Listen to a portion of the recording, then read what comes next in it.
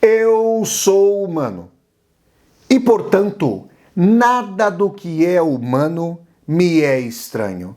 Assim falava o poeta e dramaturgo romano Terêncio, e assim falo eu, Flávio Ricardo Vassoler, escritor, professor, youtuber e nômade, fiel como os pássaros migratórios. E hoje, em mais uma resenha de filme aqui do meu canal do YouTube, Flávio Ricardo Vassoler, eu trago para vocês um diálogo entre dois grandes mestres. O escritor russo Fyodor Dostoiévski, que agora, em novembro de 2021, completa 200 anos de nascimento, e o diretor japonês Akira Kurosawa, que adaptou o romance dostoiévskiano O Idiota, obra-prima da literatura russa e mundial, para as telas do cinema. O romance O Idiota de Dostoiévski é de 1869 e a película, o filme de Akira Kurosawa é de 1951.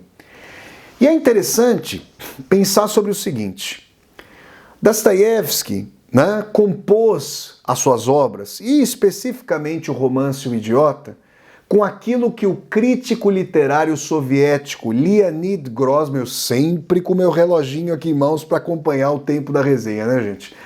Com aquilo que o crítico literário soviético Leonid Grossman, num livro chamado Dostoiévski Artista, chamou de cenas de conclave. Vassoler, como assim? O que são as cenas de conclave dostoiévskianas? Vamos lá. Ao invés de um desenvolvimento diacrônico, ou seja, ao longo do tempo das personagens, algo que acompanha a empiria das personagens, Dostoiévski trazia à tona uma reunião, muitas vezes, de uma série de personagens numa única cena. Por exemplo, na cena de aniversário dessa que é uma das grandes personagens da obra de Dostoiévski, Anastácia Filipovna, que no filme de Kurosawa recebe o nome de Taeko, né?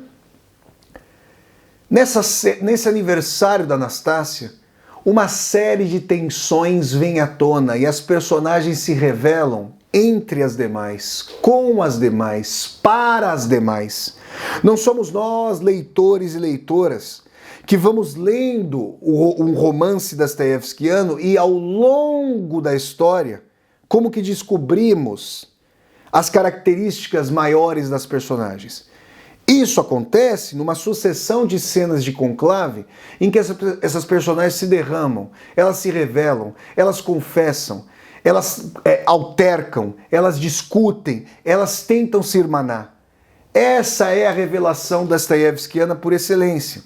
E essa característica literário-dialógica, literário-teatral em Dostoiévski, como se cada cena fosse um palco, é propícia para que foi propícia e é propícia para que Akira Kurosawa fizesse ali também as cenas de conclave no filme e com algumas sínteses, apresentando algumas telas de explicação, de sumarização do romance de Dostoiévski, trouxesse o Kameda, que é o grande príncipe Muishkin, entre as maiores personagens de Dostoiévski, em diálogo com Anastácia Filipovna, que é essa personagem ardorosa, pungente. Vejam, o Kameda, que é o príncipe Muishkin, é uma fusão dostoiévskiana, kurosawiana, digamos assim, entre Jesus Cristo e Dom Quixote. Cristo, como é amplamente conhecido no Ocidente, é uma figura salvífica, redentora, o fundador do cristianismo, E uma personificação da dimensão da tentativa de oferecimento da outra face, de uma ação benevolente, de uma tentativa de não altercação com os demais, de perda da dimensão de queda de braço, de disputa, de competitividade. Jesus Cristo é essa figura de autoconsciência, de tentativa de transformação do coração humano para além do ego. Dom Quixote, essa figura romanesca maior, que vem da pena do escritor espanhol Miguel de Cervantes, é esse cavaleiro que quer salvar os valores da honraria cavalheiresca, da honraria medieval, num mundo que se estrutura para a mercantilização, para justamente a instrumentalização das pessoas. Então, onde Dom Quixote vê a honra, ou projeta a honra, o mundo já começa a resplandecer, ou a trazer o seu crepúsculo com relações mercantilizadas, instrumentalizadas. E Muishkin é uma fusão desses ímpetos de bondade e nobreza, se colocando entre os demais numa sociedade altamente mercantilizada, coisificada, do coração do capitalismo. E o interessante aqui é que o Kurosawa vai seguindo para e passo o romance, então você que já leu o Romance O Idiota e for assistir ao filme do Kurosawa, a adaptação cinematográfica do Kurosawa, vai perceber que o Kurosawa segue para e passo o romance, claro, buscando as partes ali mais lancinantes. Por exemplo, o príncipe Muishkin vai até o aniversário da Nastassia Filipovna.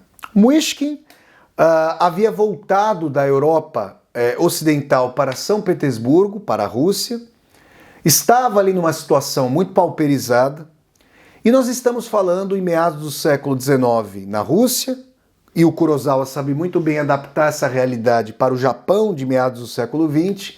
Nós estamos falando de uma situação em que casamentos eram muitas vezes arranjados, eram acordados ali para trocas financeiras entre as fileiras da nobreza.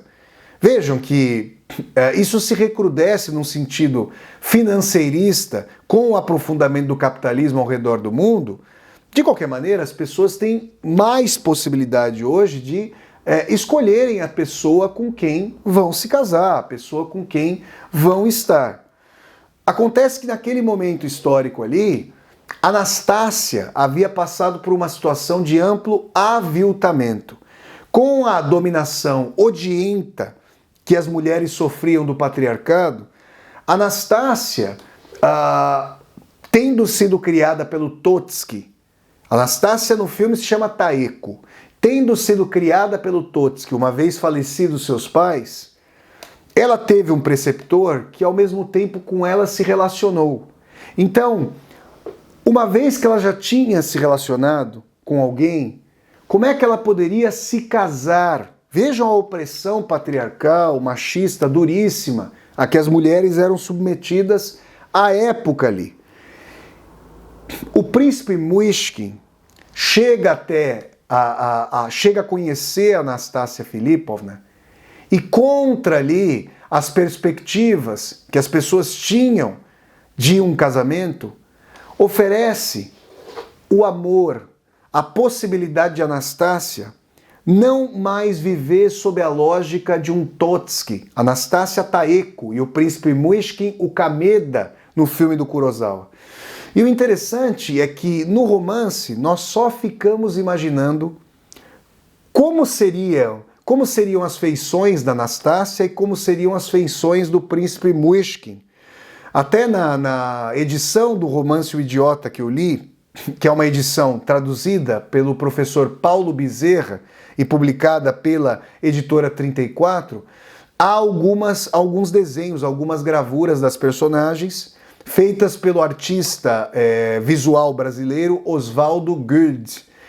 E eu me lembro, como se fosse agora, das feições benevolentes do príncipe Muishkin. Eu me lembro também de que há cerca de 10 anos, que foi em 2012, ou seja, quase 10 anos, né? Houve uma adaptação do Romance O Idiota para o teatro no Brasil, a partir de um texto da Cibele Forjás e tendo o ator Auri Porto como intérprete do príncipe Muishkin. E eu me lembro desse trabalho formidável da Cibele Forjás e do Auri Porto para dar uma aura, para conferir realmente uma auréola que é etérea, porque nós não vemos essa auréola no Príncipe Muishkin, mas uma aura de benevolência, de uma aura, um ar ali de expressividade benevolente, solidária, fraterna, como que encantada, como que trazendo ali uma admiração para as pessoas, em direção às pessoas.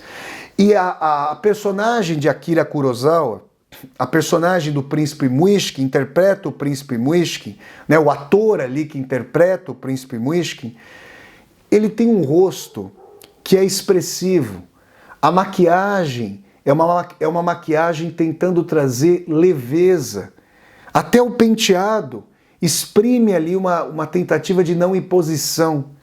E é muito bonita a cena em que, contra as perspectivas das pessoas que julgavam Anastácia Filipovna, quer dizer, ela havia sido vítima daquele tipo de sociedade mercantilizada, reificante, coisificada, e as pessoas tomavam Anastácia Filipovna como alguém que não poderia ser colocada como uma pessoa condigna, o que é uma aberração, que é uma brutalização da Anastácia, da Taeko. Só que o Muishkin, diferentemente do Totsky, que aviltou Anastácia Filipovna, a Taeko, e diferentemente do Ragozin, do Kayama, que quer desposá-la, como que para continuar uma saga lamentável, tétrica, que já começara com Totsky, o Muishkin, numa cena antológica, do romance como do filme, Kameda, ou seja, o príncipe Muishkin, Kameda vai até Anastácia. A câmera de Kurosawa se aproxima do rosto das duas personagens e diz que estava disposto a amar Taeko por quem ela era.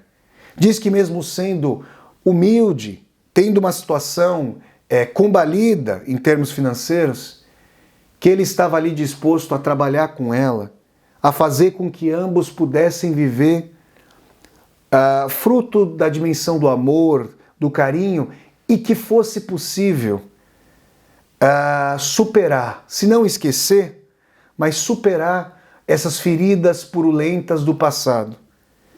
Que fosse possível amar na medida da comunhão. Esse é um encontro raríssimo, que nós que vivemos nesse mundo sabemos que é um encontro como que de alma. Muishkin estende a mão para a amizade, para o amor, para o encontro, para a comunhão, para a benevolência. E tamanha é a diferença para muitas das relações que nós estabelecemos, que todas as pessoas, e são muitas no aniversário da Anastácia Filipovna, ficam radicalmente impassíveis. E a câmera de Kurosawa vai varrendo o rosto das pessoas, vai mostrando essa impassibilidade. Porque vejam, o escritor, o romancista e sobretudo aí um Fyodor Dostoiévski tem a seu dispor, a partir da instância narrativa, essa possibilidade da descrição, essa possibilidade de sondar com a palavra, com a característica analítica da palavra, aos estados interiores das pessoas. Isso é uma opção da qual muitos escritores e escritoras lançaram mão para compor suas personagens, chegar até o âmbito mais interno, mais subjetivo. O cinema, ao invés da tomada de posição analítica da palavra, da frase, tem a síntese, tem o panorama da imagem. Como é que se chega a um estado interior por meio de uma imagem que vem de fora, que sintetiza, que nos apresenta de pronto o vislumbre de uma personagem? É aí que entra a caudalosidade da palavra. É aí que a ponte da palavra articulada por uma personagem, trabalhada com expressividade nas suas feições, na maquiagem, na indumentária, é aí que o caráter literário, imagético do cinema, e do cinema especificamente de Kurosawa, vem à tona. Kurosawa vai, digamos, explorar no filme a dimensão de que o príncipe Muishkin discute sobre o quase fuzilamento. Né? No romance, o Muishkin fala de alguém que quase havia sido fuzilado, como o próprio Dostoiévski, que, como membro do Círculo de Petrashevsky, um grupo revolucionário que propugnava pelo fim da servidão, do horror da servidão na Rússia, que só acabaria em 1861, e pelo fim da monarquia czarista em prol de uma república socialista, né, isso em fins da década de 1840, os membros do Círculo de Petrashevsky são presos, condenados à morte, e Dostoiévski quase foi fuzilado, porque o czar só comuta a pena aos 49 do segundo tempo, e a reverte em longos anos de trabalhos forçados na Sibéria. Então Dostoiévski esteve no cadafalso e à beira da morte. E Muishkin fala sobre isso no romance, só que Kameda, príncipe Muishkin, de Akira Kurosawa, era como que alguém que fora submetido à quase morte pelo fuzilamento. E o Kurosawa faz uma interpretação de que a experiência de quase morte tocara o coração de Kameda a ponto de ele dizer que a possibilidade de renascer, a possibilidade de uma nova vida despontava para ele como a dimensão mesma da bondade. Então é muito bonito esse encontro entre Anastasia, a Taeko, e o Muishkin, Kameda. Kurosawa traz à tona, nos revela essa cena com a transição dos olhares, como o olhar trêmulo de Taeko mostra singeleza, mostra que tudo que ela imaginara, tudo que ela esperara do amor se materializava. Mas aí, gente, Dostoiévski como Kurosawa são pródigos em dizer o seguinte: aquelas pessoas que sobem até o cume e veem a planície, o cume da montanha, e veem a planície do alto, ao olharem para baixo, sentem a vertigem do imenso, a vertigem de uma realização. Taeko / Anastasia Filipovna não ficará com o príncipe Muishkin, como que, fazendo a ode das grades de sua cela, das grades de sua prisão, acaba ficando com Ragozhin, com a personagem de Kayama no filme. Isso vai ter idas e vindas, reviravoltas no romance como no filme. Mas é importante exprimir essa tensão no coração de Anastasia Filipovna. Uma tensão que Taeko traz do Homem do Subsolo, personagem da novela Memórias do Subsolo de Dostoiévski. Alguém que, diante da possibilidade de se irmanar com a Lisa, que se comisera por ele, que o abraça, na verdade a rechaça. Na verdade, rompendo com a dimensão da cena mais bonita da obra de Dostoiévski, em que ambos estão abraçados, o homem do subsolo se afasta. O homem do subsolo deixa a Lisa ficar sozinha. Taeko faz algo semelhante, mas antes, o brilhantismo de Akira Kurosawa faz com que ela jogue um pacote de 1 milhão de ienes, tem a moeda japonesa, o ien, né? Na Rússia é o rublo, na fogueira. Por quê? Porque ela quer testar a personagem do Gania. Gania havia sido prometido em casamento para Anastasia Filipovna, para Taeko, mas na verdade ele estava interessado no dote. Dote era um valor pecuniário que o preceptor, o pai de uma noiva, passava ao marido, à época, né? Então o Gania deveria, na frente de todos, mostrar se estava interessado em sua noiva ou no dinheiro. Vejam, o ardor, a pungência, a inteligência da Anastasia Filipovna e sua dor, vitimada que fora pela sociedade, agora se reverte na dimensão de colocar o Gania diante de todos, naquela cena de conclave, naquela cena do aniversário, em face de uma potencial humilhação. Se ele resgatasse o dinheiro, Anastácia diz, a Taeko diz, o dinheiro pode ficar com ele. Agora, ao fazer isso, ele mostraria perante todos a sua alma dinheirista, utilitária. E agora? Optar pela autodignidade ou salvar a sua vida com o pecúnio, com o papel moeda? Dostoiévski, como Kurosawa, mostram que a cisão na personalidade de Ganya é tão profunda que ele acaba desmaiando. Um desmaio que não é só dele, não é só um desmaio subjetivo. É um rasgar da alma por parte da mercantilização ao que o capitalismo submete a todas e a todos. Ganya opta ao não optar, ele cinge sua personalidade. O dinheiro fica para ele, diz Nastassia Filipovna. Ainda assim, Kurosawa é pródigo, por meio de uma de suas personagens ali no filme, ao dizer que se tratava do orgulho em face da subserviência ao vil metal, ao papel moeda ali no pacote. Então, gente, Kurosawa pensou cenas lancinantes do romance O Idiota, e aqui eu me centrei na cena do aniversário de Nastassia Filipovna e de sua relação com o príncipe Myshkin, para falar que a adaptação imagética de Kurosawa pressupõe algumas tomadas lancinantes com os olhos são muito descritos, a maquiagem, a dimensão de falas sintéticas, reverberando o âmago das personagens na sua inter-relação, aproveitando uma teatralidade do cinema com a imagem e a articulação do veio da palavra para a autorrefelação, nessa adaptação simplesmente formidável da obra-prima O Idiota, romance de Fyodor Dostoiévski, para o cinema, com o talento magistral do diretor japonês Akira Kurosawa. Essa foi a resenha, então, do filme O Idiota, de Akira Kurosawa, em diálogo com o romance homônimo do mestre Fyodor Dostoiévski.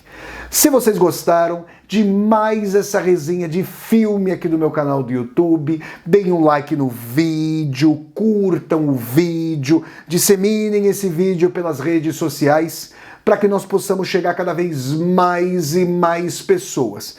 Se você está chegando ao meu canal do YouTube pela primeira vez, seja muito bem-vindo e bem-vindo. Eu peço que você se inscreva aqui no canal, toque a sinetinha para poder receber as notificações e deixe aqui embaixo do vídeo o seu comentário para que nós possamos conversar.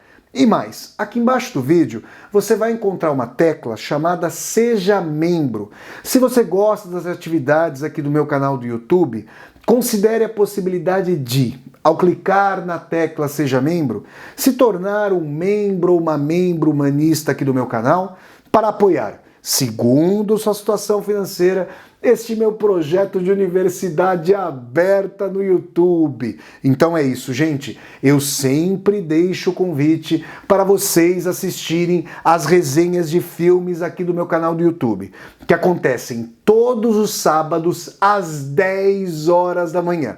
Lembrando que nesse mês de novembro de 2021, nós temos uma programação aqui no meu canal do YouTube integralmente dedicada a obra do mestre russo Fyodor Dostoiévski, que completa 200 anos. Então até a próxima resenha de filme, pessoal, e tchau, tchau!